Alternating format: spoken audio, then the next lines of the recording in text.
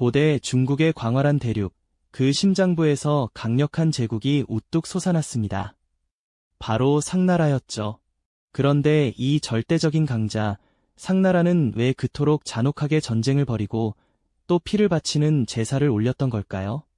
그들의 막강한 힘 뒤에는 어떤 광기와 몰락의 그림자가 드리워져 있었을까요? 수천 년의 시간을 넘어 고고학 발굴 현장에서 발견된 유물들과 기이한 갑골문 기록들은 상나라의 충격적인 진실을 우리에게 속삭이고 있습니다.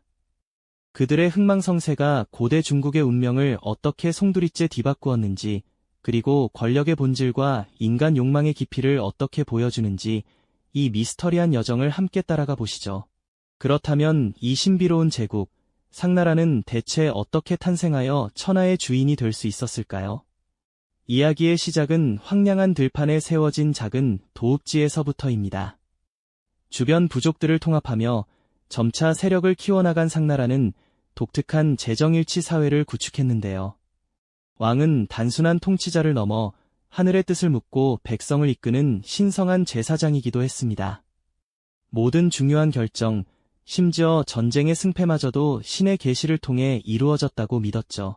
이 신의 계시를 확인하는 방법이 바로 갑골문 전복이었습니다. 거북이 등껍질이나 소의 어깨뼈에 궁금한 내용을 새기고 뜨거운 불로 지져 갈라지는 금의 모양을 보고 기륭을 판단했죠. 이 갑골문은 단순한 점술 기록이 아니라 상나라 시대의 정치, 사회, 문화, 그리고 무엇보다도 전쟁에 대한 생생한 증언이 되어주고 있습니다.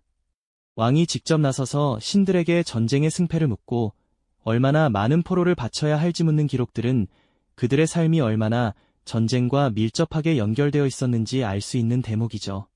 제단을 둘러싼 제사장과 왕의 엄숙한 모습은 그들의 신성한 권위를 여실히 보여줍니다. 상나라의 군사력은 당대 최고 수준의 청동기 문명과 함께 비약적으로 발전했습니다. 땅속에서 캐낸 구리와 주석, 납을 섞어 녹여낸 청동은 그들의 손에서 놀라운 기술력으로 재탄생했죠. 번쩍이는 청동제 무기들은 전장을 압도했고 기동성이 뛰어난 전차부대는 적진을 휩쓸며 공포의 대상이 되었습니다. 활과 창으로 무장한 수많은 병사들이 조직적으로 움직이며 상나라는 주변의 모든 부족들을 정복하고 광대한 영토를 확장해 나갔습니다. 청동기 주조 현장에서 땀 흘리는 장인들의 모습과 번쩍이는 무기들을 든 채 진격하는 전차 부대의 위용은 상나라의 강력함을 상징했죠. 승리의 환호성 뒤에는 잔혹한 정복자의 그림자가 드리워져 있었습니다. 하지만 그토록 강력하고 신성해 보였던 상나라의 권력에도 서서히 어둠의 그림자가 드리우기 시작했습니다. 피로 물든 전쟁의 역사가 이어지는 동안 화려하지만 어두운 왕국 내부에서는 복잡한 권력 다툼과 암투가 끊이지 않았습니다. 왕권을 강화하려는 시도와 그에 반발하는 세력들 사이의 갈등은 상나라 사회를 뒤흔들었죠. 특히 종교적 권위가 정치에 깊숙이 개입하면서 왕의 결정 하나하나가 신의 이름으로 포장되었고 이는 때로는 잔혹한 결과를 초래하기도 했습니다. 점차 대규모 인신공양이 증가하고 주변 부족들을 억압하는 과정에서 민심은 흔들리기 시작했습니다. 승리를 위한 재물, 혹은 왕권 강화를 위한 희생양이 되어야 했던 이들의 고통은 상나라의 위대한 문명 뒤에 숨겨진 어두운 단면을 보여줍니다. 포로로 잡힌 이민족들의 고통스러운 모습은 상나라의 번영이 얼마나 많은 희생 위에 세워졌는지를 짐작하게 하죠. 강력한 왕비 부호와 같은 인물들의 활약은 상나라 지배층의 독특한 면모를 보여주지만 동시에 왕실 내부의 복잡한 권력 투쟁을 짐작하게 합니다. 그녀의 무덤에서 발굴된 수많은 유물들은 그녀가 단순한 왕비가 아닌 전쟁을 지휘했던 강력한 리더였음을 보여주죠. 각지에서는 소수 부족들의 불만이 싹트고 멀리서 반란의 조짐이 들려오기 시작하면서 상나라는 서서히 위기의 징조를 드러내고 있었습니다. 상나라의 번영 뒤에 드리워졌던 불안한 그림자들은 시간이 흐르면서 더욱 짙은 어둠으로 변해갔습니다. 특히 상나라의 마지막 왕으로 알려진 주왕의 시대에 이르러서는 그간 쌓여왔던 모든 내부적인 모순과 갈등이 마치 둑이 터지듯 한꺼번에 쏟아져 나오며 극심한 혼란을 초래했죠. 그는 조상들의 지혜로운 통치 방식과는 완전히 다른 길을 걸었습니다. 백성을 보살피고 나라의 안위를 걱정하기보다는 오직 자신의 쾌락과 사치에 탐닉하며 상나라의 근간을 뿌리째 흔드는 폭정을 일삼았습니다. 주왕은 백성들의 고통을 외면한 채 엄청난 규모의 토목 공사를 벌여 궁궐을 화려하게 치장했습니다. 특히 백성들의 피땀으로 세워진 록대라는 거대한 누각은 그의 사치스러움을 상징하는 건축물이었죠. 이곳에서는 밤낮으로 술과 음악이 끊이지 않는 향연이 벌어졌고 고기를 숲처럼 매달고 연못을 술로 가득 채워 주지육림이라 불리는 극도의 향락을 즐겼다고 전해집니다. 이처럼 무리한 공사와 끝없는 유흥은 결국 상나라의 국고를 바닥내었고 동시에 백성들의 삶을 극심한 빈곤과 고통으로 몰아넣었습니다. 백성들은 가혹한 세금과 강제 노역에 시달리며 하루하루를 눈물로 보내야만 했습니다. 그들의 허리띠는 점점 졸라매졌지만 왕의 향락은 끝을 모르고 이어졌으니 어찌 민심이 왕에게서 멀어지지 않을 수 있었을까요? 왕의 눈과 귀를 가리는 간신들은 주왕의 비위를 맞추며 나라의 중요한 권력을 농단했고 정직하고 충성스러운 조언을 하던 충신들은 오히려 박해를 받거나 비참한 최후를 맞이했습니다. 특히 비간이라는 현명한 충신은 주왕에게 거듭 간언을 올리다 결국 심장이 도려지는 끔찍한 형벌을 받고 세상을 떠났다고 하죠. 이 사건은 주왕의 폭정이 얼마나 잔혹하고 무모했는지를 극명하게 보여주는 사례로 당시 백성들에게 큰 충격과 절망을 안겨주었습니다. 이로 인해 백성들의 마음은 점차 왕에게서 완전히 등을 돌렸고 나라의 기강은 땅에 떨어져 회복할 수 없는 지경에 이르렀습니다. 상나라의 국경은 제대로 지켜지지 못하고 황폐해졌으며 지친 병사들은 사기가 저하되어 더 이상 왕을 위해 목숨 바쳐 싸울 의지를 잃어가고 있었습니다. 강성했던 상나라의 군사력은 이렇게 내부로부터 서서히 무너져 내리고 있었던 것입니다. 바로 이때 상나라의 서쪽 변방에서 조용하면서도 꾸준히 세력을 키우던 작은 부족이 있었으니 그들이 바로 주나라였습니다. 주나라는 상나라 주왕의 폭정과 극명하게 대비되는 현명하고 덕 있는 통치를 펼치며 주변 부족들과 백성들의 마음을 얻고 있었습니다.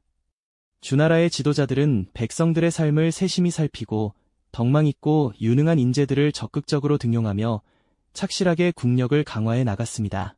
특히 문왕과 그의 아들 무왕과 같은 현명한 지도자들은 백성들과 함께 고난을 이겨내고 상나라의 몰락을 일찌감치 예견하며 새로운 시대를 열기 위한 굳건한 준비를 하고 있었던 것이죠. 그들은 백성들에게 희망을 주었고 상나라의 압제에 시달리던 수많은 사람들이 주나라로 마음을 향하게 만들었습니다.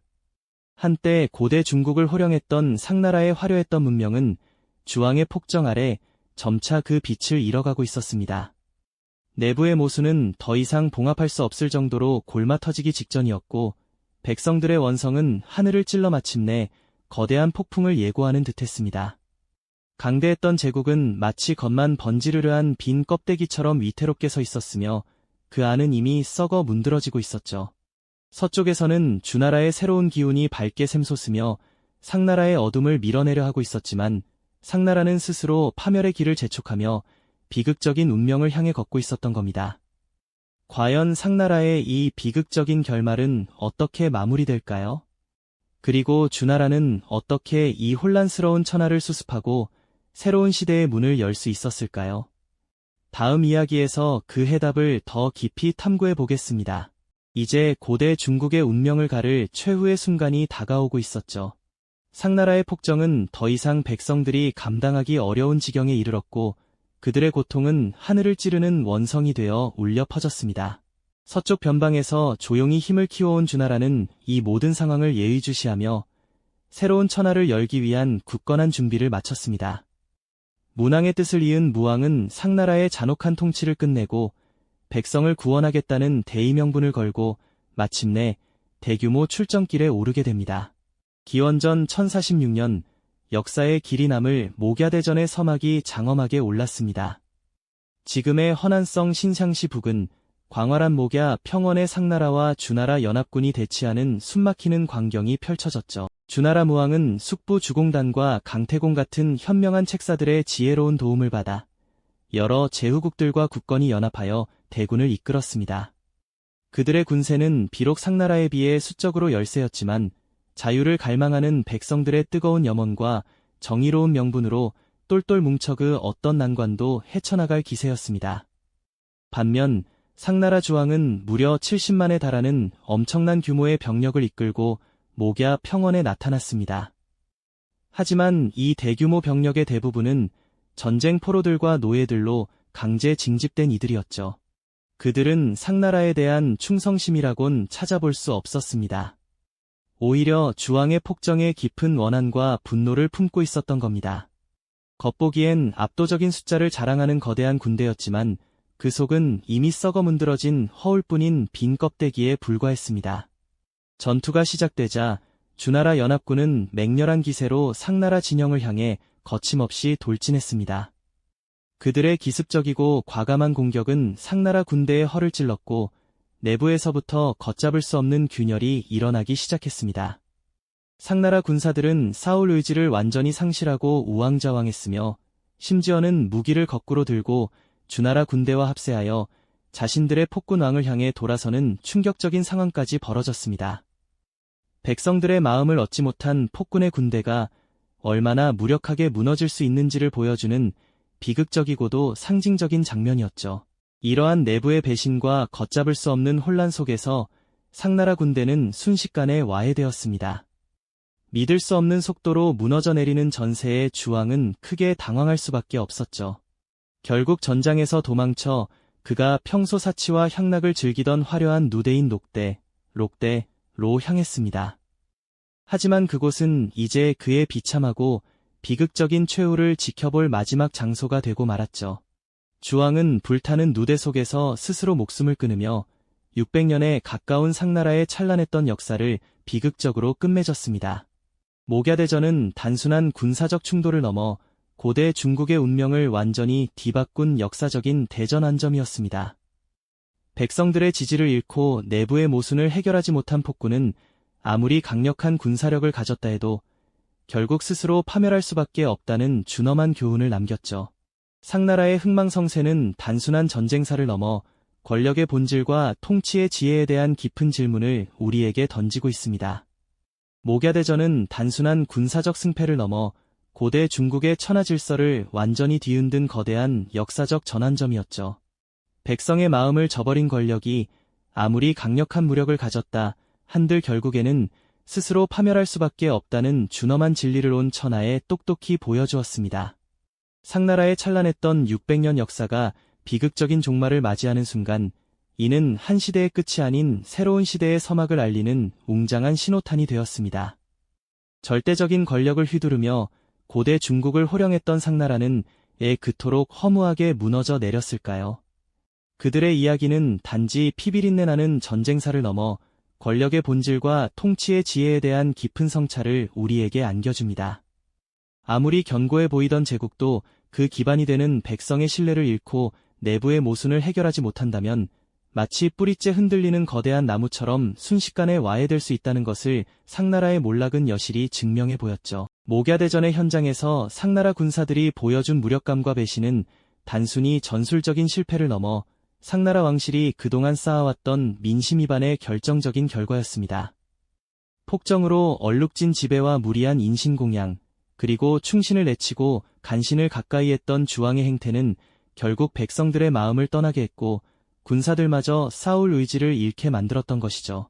주나라가 내세운 하늘의 뜻, 즉 천명이라는 명분은 이러한 상나라의 도덕적 파탄 위에서 더욱 빛을 발하며 새로운 시대의 정당성을 부여했습니다. 불타는 녹대에서 비참한 최후를 맞이한 주왕의 모습은 절대 권력의 허망함을 상징적으로 보여줍니다. 그가 쌓아 올렸던 모든 사치와 향락은 한순간에 재가 되어 사라졌고 600년에 가까운 상나라의 위대한 유산 또한 그의 손에 의해 비극적으로 막을 내렸습니다. 이로써 고대 중국의 패러다임은 완전히 뒤바뀌었고 힘과 재정일치로만 지탱되던 시대는 저물고 새로운 지배 원리가 등장할 필요성을 역사는 스스로 증명해 보였습니다. 상나라의 흥망성쇠는 오늘날 우리에게도 많은 시사점을 던져줍니다. 고대 문명의 잔혹함과 화려함, 그리고 권력의 영원하지 않음을 동시에 보여주면서 과연 우리가 추구해야 할 리더십은 무엇이며 사회는 어떤 역할을 해야 하는지에 대한 근본적인 질문을 던지죠. 한 국가의 진정한 힘은 단순히 군사력이나 부의 축적에만 있는 것이 아니라 백성의 지지와 내부의 통합, 그리고 올바른 통치에 있음을 상나라의 이야기는 분명히 가르쳐주고 있습니다. 상나라의 멸망은 단순히 한 문명의 끝이 아니었습니다. 이는 또 다른 위대한 문명의 시작을 알리는 신호탄이었죠. 잔혹한 피해 역사를 뒤로하고 새롭게 천하의 주인이 된 주나라는 과연 상나라의 전철을 밟지 않고 새로운 시대를 열 수 있었을까요? 그들은 어떤 새로운 지배 원리와 통치 철학으로 혼란스러운 천하를 다스렸을지 다음 이야기에서 더 깊이 탐구해볼 예정입니다. 이 영상이 도움이 되셨다면 좋아요와 구독 부탁드립니다. 여러분의 응원이 제게 큰 힘이 됩니다. 다음 영상에서도 더 유용한 정보를 공유하겠습니다. 감사합니다.